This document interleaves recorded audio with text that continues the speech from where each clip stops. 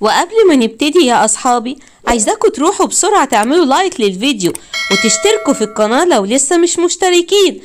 ويلا بسرعة نشوف الحدوتة النهاردة في قناة حواديت أنتي لومي. حدوتة النهاردة يا أصحابي بعنوان عمار ووجبة الإفطار.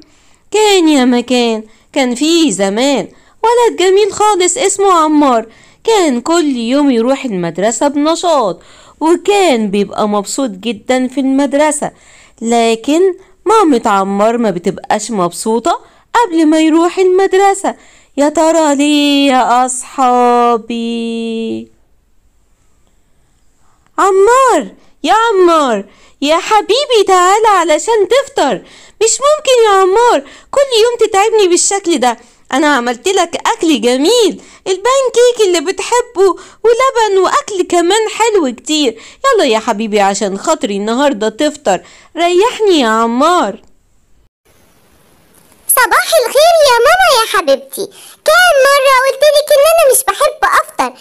انا ما بحبش افطر يا ماما، بحب اروح المدرسة وانا خفيف كده، بطني فاضية عشان ما اتعبش وعشان اعرف اركز في الدروس بتاعتي. لا، انت باين عليك فاهم غلط خالص يا عمار.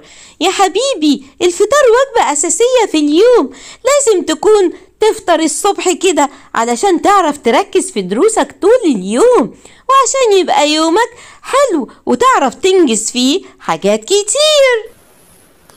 يا ماما كل يوم نقول نفس الكلام وكل يوم اقولك نفس الرد. انا يا ماما ما بحبش افطر، ما بحبش افطر. ايه ده، وعاوزين اشرب لبن الصبح كمان؟ لا لا لا، انا لا يمكن اشرب اللبن ده ابدا. يا عمار تعبتني معاك خالص يا حبيبي. اللبن مهم، اللبن مهم علشان يبني عظمك واسنانك، وعلشان كمان جلدك يبقى نضر. انت بتأذي نفسك بنفسك. كل يوم نفس الحوار، كل يوم نفس الحوار. باي باي يا ماما، انا هتأخر على المدرسة. مش عارفة اعمل ايه مع الولد ده، ما بيسمعش كلامي خالص في موضوع الفطار. بكرة يتعب ويعرف ان انا كان كل كلامي صح. وجري عمار يا أصحابي على المدرسة وهو نشيط وعاوز بسرعة يلحق كل دروسه ويلعب مع أصحابه واليوم يبقى جميل. أول مرة يا أمجد توصل قبلي، كل مرة أنا اللي بجري وباجي قبل ما أنت تيجي. إيه اللي خلاك تيجي النهاردة بسرعة كده بقى؟ أبدا يا عمار، بابا وصلني الصبح لحد هنا وقال لي أنا هوصلك النهاردة وبعد كده هروح الشغل. أنا كان نفسي أمشي، أنت عارف الرياضة حلوة وبحب أتمشى كده يعني، لكن هو صمم إن هو يوصلني. ماما كمان يا سيدي كانت مصممة إن أنا أفطر النهاردة، مع إني ما بحبش أفطر خالص، وكانت مزعلانة قوي إن أنا ما فطرتش قبل ما أمشي، وبرضه أنا مرضتش أفطر، مرضتش أعمل حاجة أنا ما بحبهاش. بس يا عمار ماما بتقول ان الفطار مهم جدا، بتقول ان انا من غير الفطار هتعب ومش هبقى مركز، عشان كده انا لازم افطر قبل ما امشي الصبح. وماما بتحضر لي فطار جميل بحبه كتير كتير. عارف، بعد ما بفطر كمان بتديني سندوتشات باخدها هنا في المدرسة. أما بيبي صحيح، بتفطر قبل ما تنزل وتشرب اللبن وبعد كده بتاخد سندوتشات كمان في المدرسة. أما أنت بيبي صغير، خليك كده بقى، أنا ما بعملش الحاجات الصغيرة دي. أنا هروح دلوقتي عشان أشوف دروسي.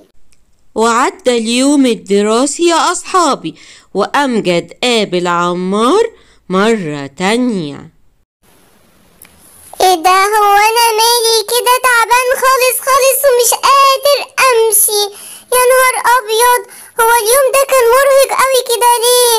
يا نهار، ده انا حاسس ان انا هبطان خالص وجعان قوي قوي. ياه، هو كل ده بيحصل لي ليه؟ مالك يا عمار واقف كده ليه مش عارف تتحرك؟ هو انت تعبان ولا حاجة؟ قولي فيك ايه، اوديك عند الدكتور؟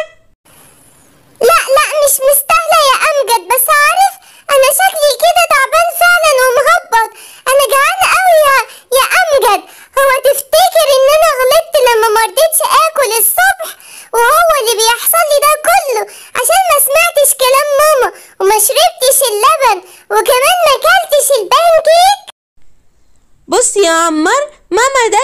كلامها صح، ولما ماما تقولي ان انا لو ما فطرتش هتعب واني مش هعرف اركز يبقى هي عندها حق، وانا لازم اسمع كلامها. شفت انا كويس ازاي؟ عشان فطرت الصبح وعشان كلت السندوتشات بتاعتي في الفسحة انا ما بقتش تعبان، وكنت عارف اركز كويس جدا جدا وانا بسمع الحصص بتاعتي. انا بقى النهارده يا امجد عكسك تماما، ولا عرفت اسمع الحصص بتركيز ولا كنت مستمتع باليوم، وكنت حاسس اني تعبان خالص. طبعا يا ابني علشان انت مش سمعت كلام الكبار، هما بيبقوا فاهمين اكتر مننا، ولما ماما تقول حاجة اكيد هي اللي صح وهي عارفة اكتر مننا. يا راسي، يا جسمي، انا خلاص عرفت ان هي عندها حق، وخلاص مش هسمع غير كلامها هي بس، مش هسمع كلام عقلي انا اللي بيقولي اعمل حاجات مش صح، وهسمع كلام ماما اللي دايما بتقول كلام صح. وتاني يوم يا أصحابي الوضع في بيت عمار كان مختلف تماما.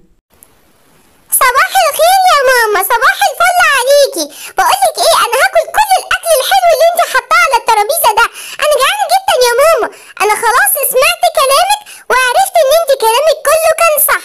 انا تعبت كتير قوي يا ماما امبارح، لكن النهارده هسمع كلامك واعمل كل اللي تقولي عليه.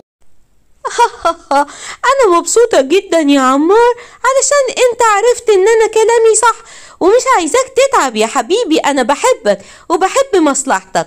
عملت لك البانكيك اللذيذ واللبن الجميل محطوط أهو قدامك، يلا افطر يا حبيبي بألف هنا وروح يلا على مدرستك. وخلص عمار كل الفطار وجري على مدرسته وهو سعيد ونشيط ومبسوط، وعرف من دلوقتي ان ماما كانت عايزة مصلحته وان كل اللي بتقوله عليه كان مظبوط.